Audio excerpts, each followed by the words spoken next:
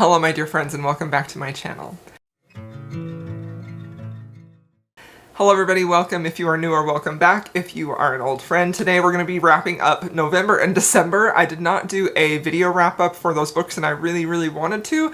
Even if it's just for my own benefit, I like having them where I can look back and remember the books that I read or whatever. But I also think that they're just interesting. It doesn't necessarily have to have a time on when I get these books read. I'm always late for everything. So let's go ahead and get into it. So we're going to start in November and I'm not going to go into a lot of detail if I've already talked about these books before. So, the first book that I read in November was Lost and Lassoed by Lyla Sage. Oh my gosh, I had a moment where I was like, is that actually her name or is that the character's name? I believe that is a pen name.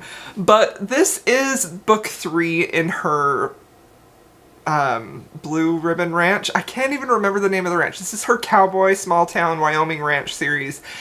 I enjoy these books. I don't find them to be... Okay, here's the thing about Lyla Sage's books. I think they're fun.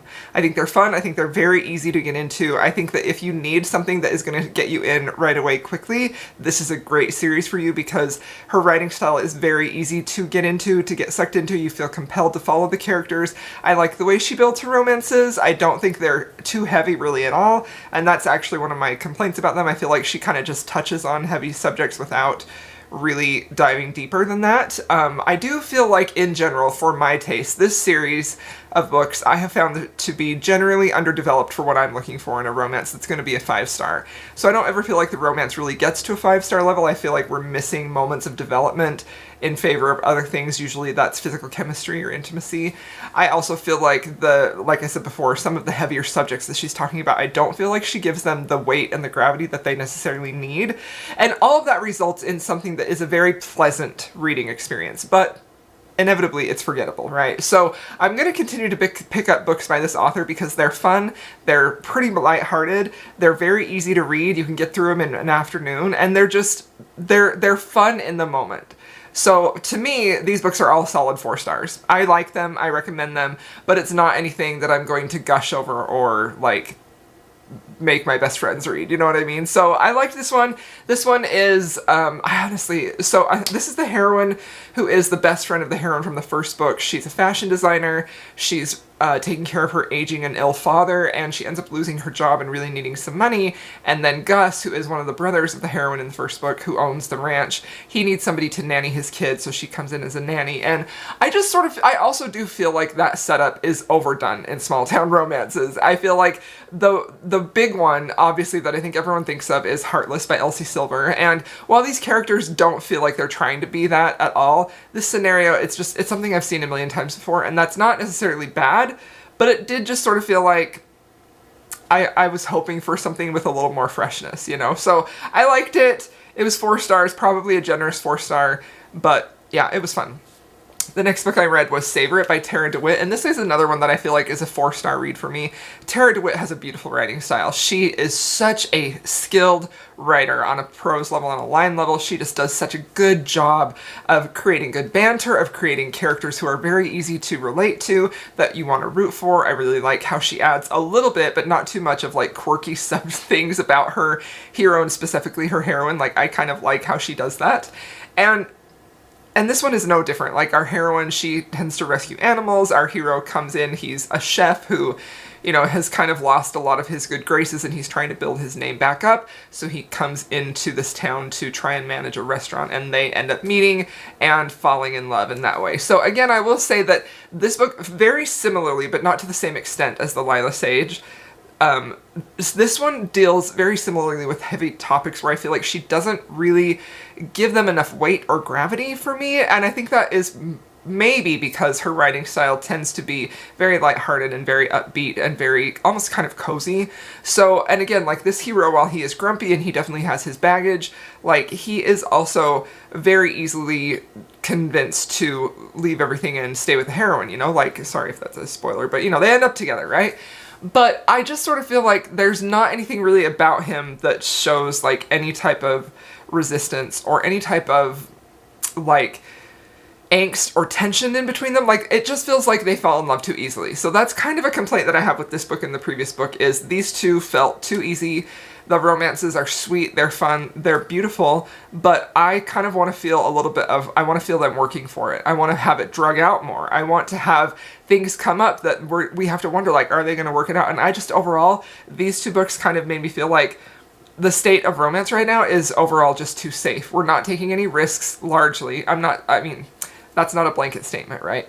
I want to see books that really kind of make us suffer a lot, like I feel like indie romance used to in the days of yore, you know? Like, I'm thinking, before 2020, there was a lot more inner turmoil and angst. And I don't necessarily just mean, like, angst. Like, I don't mean cheating, I don't mean other women. I want there to be some type of emotional suffering, right? And the last book I'm going to talk about is a book that does exactly that, but we're going to get to that in a minute. Anyway, 4 stars. They were solid, they were fun, they were too easy for me. Okay, the next book I read is Slinger. This is a fantasy romance that I've heard a lot of great things about. I was really intrigued with this. I started reading it. I really liked it right away. I like the setup. It's basically a heroine who maybe has a hidden identity. We don't know for sure. She is about to be married to this guy from her people's group. They live on this kind of like an island where they're not allowed to go to the mainland. So there are like warring factions and communities, and it's a time of unrest largely. So when they go to land to market, something ends up happening there that sets off what's going to be a chain of events and possibly a war between these two groups of people. And during that, she ends up meeting one of the male protagonists, and he knows something about her past that she doesn't know or doesn't remember, and so then they kind of set off on a journey, and the story takes its place from there. So I did really like this book. I liked the element of mystery and intrigue of who is she, what is going on, how does he know about her, how are they connected. I do feel like the fantasy elements in here were kind of just lightly touched upon, and I wish they had been developed a little bit more. I do like the whole concept of a metal slinger. I think that's very, very fascinating, and I kind of wish we had gotten more of that instead of just more of this, I think that I like you, but I don't really remember you, which typically I really, really like, right? But it did feel a little bit like, the romance in here, and this is something that I feel like can be a big problem with romantasy, is that a lot of what started the current trend of romantasy was YA fantasy romance. And one of the reasons those worked so successfully, in my opinion, is because they had such a great feeling of tension, of we want to be together but we cannot, you know? Like I'm thinking about like City of Bones, Immortal Instruments, like that whole series is full of that feeling of we desperately want to be together but we can't, and it's this big real thing where they can't be together. And I feel like a lot of times that feeling tries to be manufactured in current fantasy romance, but it never is quite successful, you know what I mean? And I think that is for a variety of reasons, but that definitely struck me here in this, that it felt like the author was trying to convey that they desperately want to be together, but they can't. And sometimes that is a problem because they do just get together too quickly, right? So I didn't love that. I felt like that could have been handled with a little more finesse and a little bit better way to create tension and to create this feeling of this is a couple we are desperately rooting, they must be together. You know, like that's what I was hoping this would get, and it didn't. So I will say that this has a plot device at the end that I found very disappointing, I found very unfulfilling, and honestly it kind of pisses me off a lot when that is included. I'm not going to say anything else about it because it's a big time spoiler, but I was disappointed in that because I don't feel like that was strong writing at all. I feel like that was kind of weak, cheap, trying to emotionally manipulate your readers, and I didn't like that. So I did end up giving this 3 stars. I am going to continue with the series. I have high hopes that it's going to meet my expectations, the next one. Okay, and then I read A Class Apart, which was a historical romance. I read this for our Rake Appreciation Society book club. This is the book that I picked, and I ended up really not liking this book at all. I think that the author in this book, okay, so basically this is billed as a sweeping historical romance, an Irish historical romance. So those are my buzzwords, right? Historical romance, I love. Irish, very interesting. I don't read about that very often. Sweeping, yes, hello, that's like something I desperately, desperately want, and that gives me the impression that this is going to be a romance that spans years, right? And while that does happen here, this book is very short, and this isn't why I didn't like it, but I am going to say if anybody wants to read this, this is a book type of series that you don't get an HEA at the end of this book with your couple. This is a several book in a series before they get their HEA, so this one ends on a pretty severe cliffhanger. But the reason that I really didn't like this book It does give Downton Abbey vibes, so we basically have, he's a servant, they were childhood friends, she is the lady of the house, and she is engaged to be married, and they had feelings for one another, but they never really could work on them because of the class differences, right? So now she comes back, she's an adult, he's an adult, she's engaged to be married, and there should be a lot of tension, right? And so I do think that this author had a good setup. I did really like the story premise overall. I think that she did her characters really well, but something that she did over and over and over again, which is something that is a pet peeve of mine whenever authors do this, is and I don't know why she did this, because she has a really good way of creating emotion in the reader, but this book was just like tragedy after tragedy after tragedy. And to me, that definitely feels like this is an author who is trying to evoke an emotional response from the reader, and they don't quite know how to do it other than to hit them over the head with tragedy, right? This is something that I think happens in a lot of dark romances when there are just dark subject matter, dark themes. And I think that a lot of times people equate that with, oh, that's super dark. But to me, it always sort of feels like forced, like the author is putting this in here to try and force a reaction out of us, and I really don't like that. Obviously, the whole concept of fiction is emotional manipulation by the author, but I really don't want to have it be so heavy-handed, you know? So I didn't really love that element of this book. It just felt like there were so many tragedies happening that I kind of started to become numb and then annoyed that that's all the author was putting in here to build any type of feeling or emotion in the reader. So I gave it 2 stars. The next book I read is Hexed by Emily McIntyre. I really, really loved this one. This is part of her series. They're like contemporary romances, kind of dark, based off of Disney fairy tales, kind of, like very loosely. There's nothing fantastic about these books. So this one is an Ursula as the heroine, and Prince Eric, and it's their love story. He is the son of like a mafia boss, and she is working, she's an orphan, I believe, and she's working for her uncle, who is also like a crime syndicate boss, I believe. And it's the story of how these two end up falling in love and all of the manipulations and political stuff that's happening in the background between like the mafia rival clans or rival groups or whatever you would say. I have to say I absolutely love this book. This was I think this was actually my favorite book of the month. Maybe. I actually don't know. 1, 2, 3, 4, 5, 6, 7, 8, 9, 10. I think this was my favorite book of the month that wasn't a reread. I just had the best time reading this. I thought it was so fun. I gave it 5 stars. I feel like for one of the first times, this book had so much great tension. This was such a great slow burn, and I just adored that. I was eating it up. I was like and it takes a long time for them to get together, and I loved it. I was like, please, take even longer, because there's so much great tension in this book.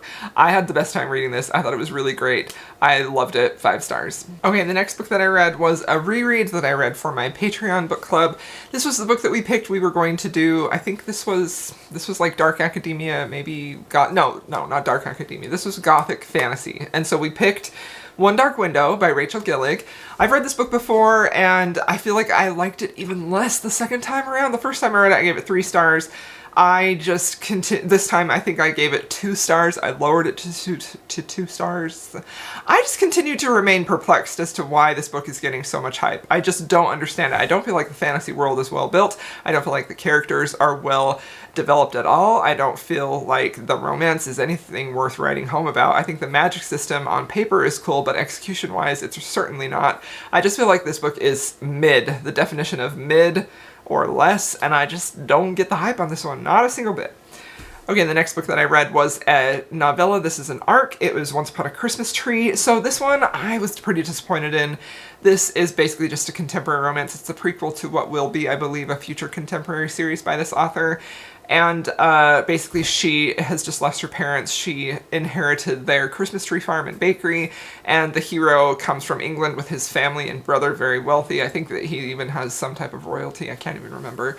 And they come to this little small town in America because his brother just found out his soon-to-be bride was cheating on him, so he left and all that other stuff. And it's basically just their romance, which, again, romance I think is stretching it. This ends on a cliffhanger. Their romance isn't fully resolved here.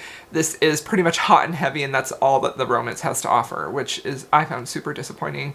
I did really like the Christmas vibes, the Christmas tree farm, all that, but I ended up giving this 2 stars. Didn't like it. Okay, the next book was a reread. The next two were rereads, which I just had the best time with. Dreaming of You by Lisa Kleypas, which is without a doubt my favorite historical romance. I love and adore this book to my dying breath. I just love it so much. Perfection of historical romance. I love this book. This book restored my love in reading, and especially in historical romance, and even more in romance. I just find it so swoony and just perfect. I love it. The next book that I reread is A Holiday by Gaslight. This is a book I have read every single Christmas for like the last 3 years. I love it so much. It is Mimi Matthews' love letter to North and South, the BBC production. It's just so good and so romantic, and I love it so much, you guys. It's so good. So both of those were rereads. Both of them were 5 stars. The next book I read is All Through the Night by Connie Brockway. Man, I did not like this book either. This was the other book that we had for our Rake Appreciation Society live show. Jen picked this book, and I also gave this book 2 stars. So I didn't like her book, and I didn't like my book. I just was a hater all around. But this had an interesting premise. This had a heroine who's kind of almost like a Robin Hood-esque type of character. But the hero, man, the hero in this book, I could not even handle him. He was so over the top, horny for her all the time. Literally every single thing that she did evoked a physical response from him, to the point that I was like gagging. I was like, I can't take any more of this man. I can't handle it. It was a nightmare. I hated him. So 2 stars. The next book is another book that I found to be so disappointing, and it is The Songbird and the Heart of Stone. Oh my gosh, I was so anticipating this book. I'm a huge Carissa Broadbent fan. I just love her so much. Her Daughter of No World series is beautiful perfection. I just think it is so excellent. I think that is the standard to what fantasy romance should be. That series is so freaking good. Book 2, I will never recover from book 2. So I have not liked her Crowns of Nyaxia series quite as much. I feel like, to me, it definitely feels more like it's written to the current trend, to what is popular, and I can't really fault her for that because, you know, gotta make a living. That's how it is when you're an artist who's trying to make a living with their craft. But I do feel like this book was just a hot mess. The pacing was all over the place. I did not like the characters. The hero felt like a cardboard cutout stand-in of what women or readers typically want from a romantasy hero, and I just felt like it was so disappointing. I was bored to tears. I just devastated, honestly. Didn't like it at all. Okay, the next book is Lips Like Sugar, which is a contemporary romance featuring older characters. So this book I absolutely loved. I gave it 6 stars. I thought it was fantastic. I loved it so freaking much. This has our heroine who is dealing with a teenage son who kind of is in and out of her life and starting to gain that independence, and so she has an aging mother who is dealing with dementia, and she's really at a stage in her life where she's going through it, right? Like, she's got a teenager who doesn't really want anything to do with her anymore, and an aging mother that she's kind of trying to take care of, and she's trying to manage everything financially, and in comes this ex-rocker alt guy who is in his 50s, and she is like so attracted to him, so in tune with him, and I just adored this romance. I thought it was so good. I loved it, had the best time reading it. If you were looking for romances with older characters, you have to check this out because it was fabulous. And then I read the first book, which people I think in general tend to prefer over Lips Like Sugar. Come As You Are is the first book. This is a series of interconnected standalones, and I like this one equally as well. I did give this one 5 stars. I thought it was fantastic. This one, again, is our heroine who is trying to run like a ski resort. Her husband has divorced her for another woman. He was cheating on her. The hero runs this safe house for men who are former addicts. They're trying to get their life in order, and he brings them to the ski resort so that they can have a job there, and that's how they're kind of thrown into forced proximity. This was very, very good. I really enjoyed this as well. I loved this author. I thought her books were great. I had a great time reading these, and yeah, I recommend both of those for sure. And then the last book that I read in November is The Last Days of Lyla Good Luck. This is such a fun romance, such a unique premise. It's basically about our heroine who is essentially received some type of prophecy about her life from some woman who is like I don't even know what you call them, like she tells the future, basically, a medium, I think. And it's modern day, by the way, so I don't know if medium is actually the right word or not anymore. And she tells the heroine all these things that are going to happen in the next week. You're going to meet the love of your life. Here are some winning lottery numbers. Oh, and you're going to die on this day. And as some of these things start coming true, the heroine realizes, like, oh my gosh, am I actually going to die? And that whole idea that maybe her life is ending soon really puts such a light on the things that she wants to do in her life and how she wants to just fall readily in love and trust people and things she wants to do with her family. Like, it was just beautifully well done. This was very fun, stellar writing. Kylie Scott is just a fantastic author. I really loved this and gave it 5 stars.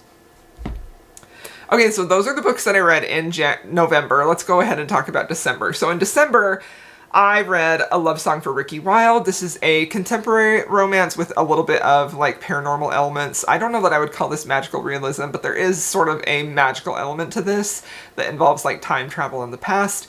And I really enjoyed this. Our heroine is from a family of like socialites, and she decides she doesn't want to take that path, so she goes to Harlem in New York to set up her own flower shop, and that's where she meets an elderly woman. She learns some things about the past, and she keeps seeing this mysterious man pop up, and she doesn't know why, and she feels drawn to him. So this was really beautiful. Really liked this a lot. Great writing, great banter, just excellent storytelling. I do wish the romance had had more on-page time to develop, but I still enjoyed this a whole lot and gave it 4 stars.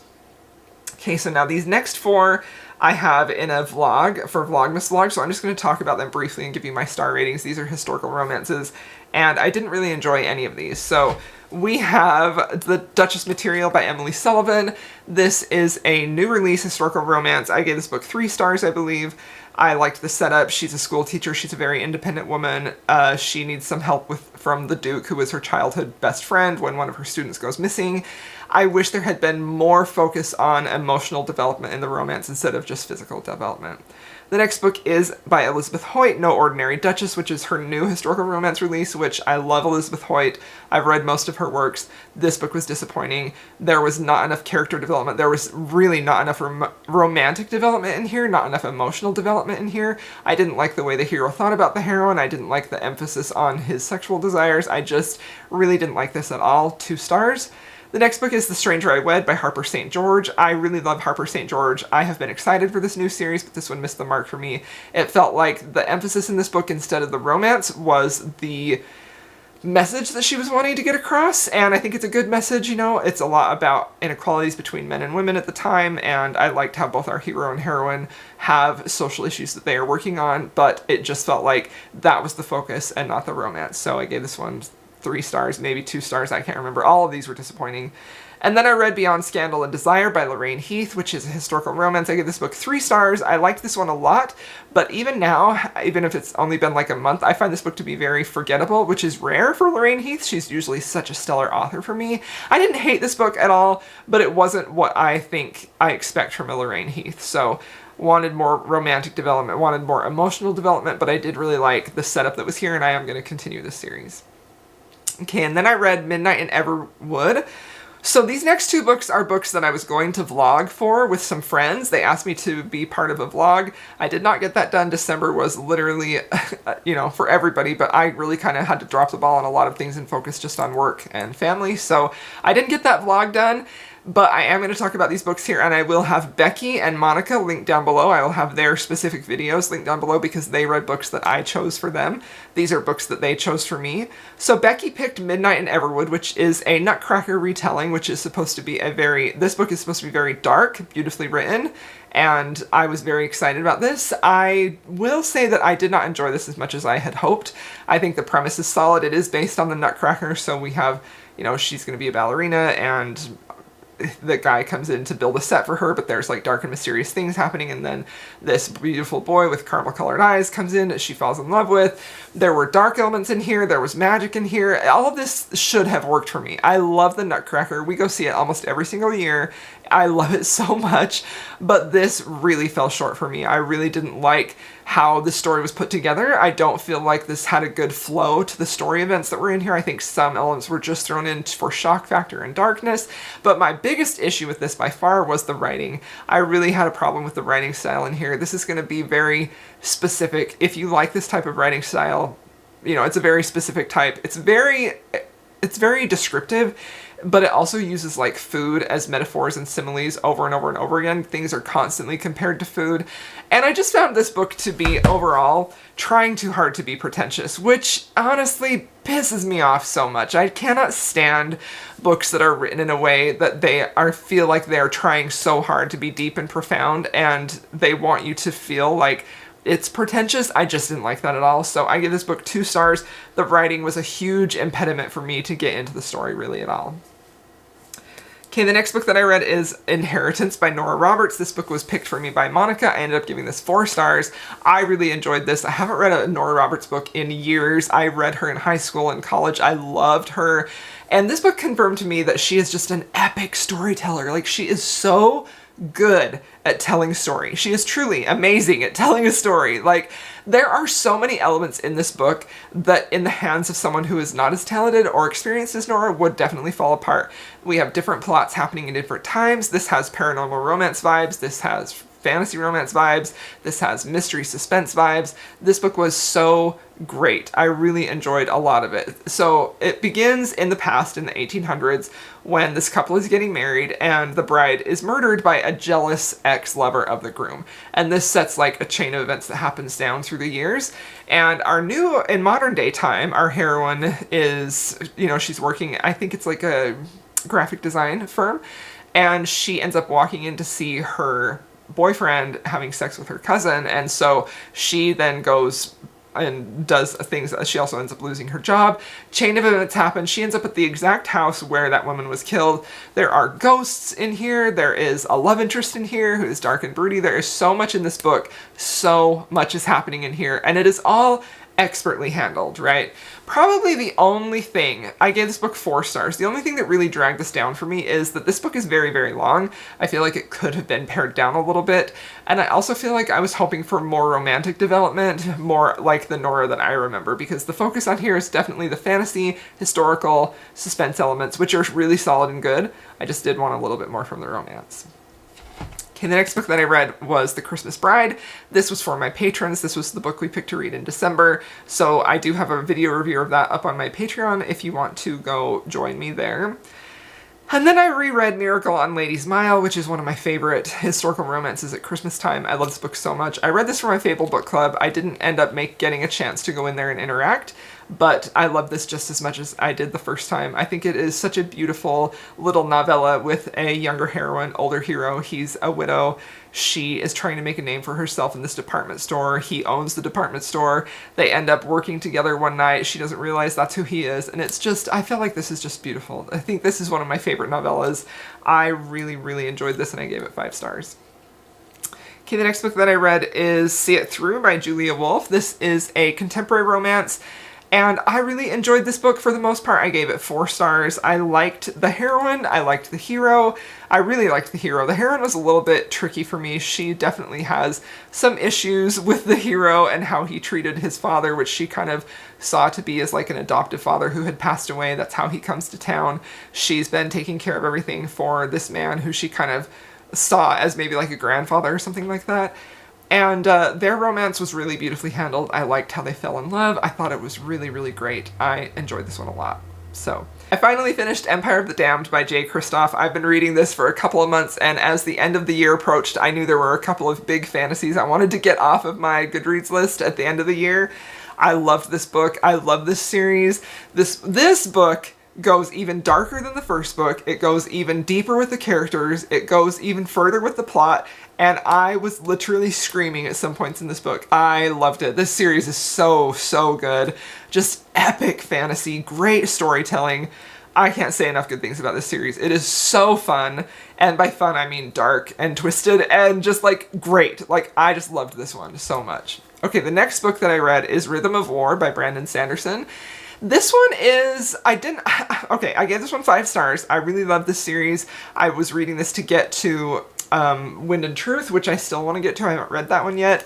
I like this book a lot. I do feel like the more the series goes on, the more that I notice that they're just a little overly long. I still really enjoy it. I love the story. I'm here for Kaladin. I'm here for Shallan. I love Dalinar. I just love the series so much. I love these characters. I don't know what I can say about this plot-wise. 5 stars. I did notice the page length in here for sure, though.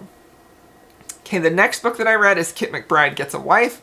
I had been hearing about this book come up when people were kind of talking about modern day historical romances. They didn't really feel like they were the vibe. I think I saw this on a Reddit thread and I requested it from Libby. I listened to the audio, which I think was definitely the way to go, because I feel like a lot of the humor in this book is really well delivered by the narrator. So I think if you're going to read this book, I would highly recommend the audio because it was very fun. So I give this book 4 stars. I will say, however, I would be hard pressed to call this a historical romance. In a lot of ways, I feel like this could very well be a YA book, because most of this book, you're following the point of view of this young girl who is the little sister of Kit McBride, and you're following her point of view as she is trying desperately to get her brother a wife so that she doesn't have to do the chores, so she can have a mother and all this other stuff. So I think that this book would have been better suited to be a YA. If they had just changed a few things and followed her point of view, I think this would have been fabulous. And I think it works as a YA book. But because it's a historical romance, it really doesn't feel like it. This has a great sense of family. This has great banter, really good characters, banter among the characters, not necessarily romantic banter. And it's basically our heroine, who is an Irish woman who was a servant in Ireland. She came to America to try and get a new job and get away from this man who kind of ruined her, and she wants to get away from him.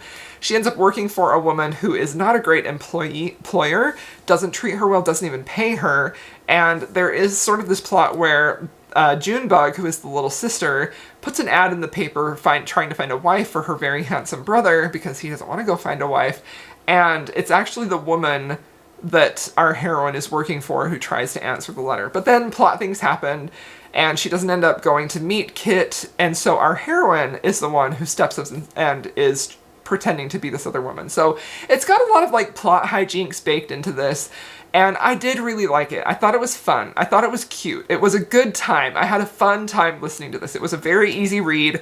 You know, when my brain was further occupied with things that I didn't want to think about in December that were kind of dark and scary, this was a really good respite for me because it was cute. It was funny. It was focused on family, and I just love books like that.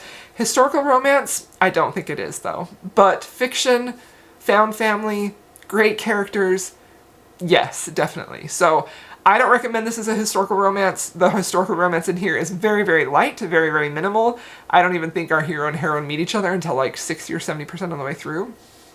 But it's just a heartwarming, cute story about a family and this little girl who wants a mother, and the two of them bond, and I liked that a lot. So 4 stars for that one. And then we end the month with my favorite book of the year, which is Drinker of Ink. Drinker of Ink is a contemporary romance that absolutely blew my mind. This was recommended to me by Erin on Instagram. She is too fond of books. I've mentioned her before. She has great recommendations. And this is a contemporary romance, but it's set in 1991.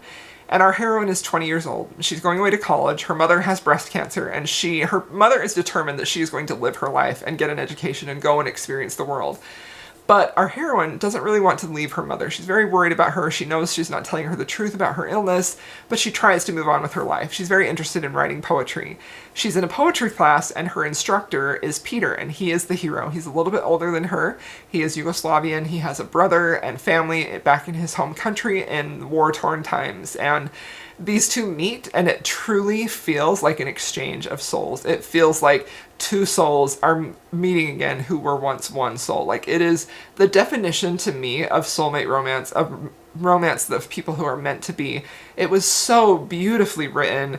It was so thoughtfully put together. The characters were so multidimensional. Everything about this book was so stunning. This was a 6-star read for me, my absolute favorite book I read last year. Deeply, achingly romantic, full of yearning and longing, and it was just beautiful. It was so, so, so good. So, of all of these books I've been talking about, there were a lot of misses. There were some really great ones, but this one was by far the best, so. Alright, my friends, thank you so much for watching this video. I hope you all enjoyed it. Thank you for these kind of rapid-fire thoughts. And here's to getting more on schedule and not letting 2 months pile up before I do the January wrap-up. If you made it this far, please feel free to leave me a snow emoji for January, and I will see y'all in my next video.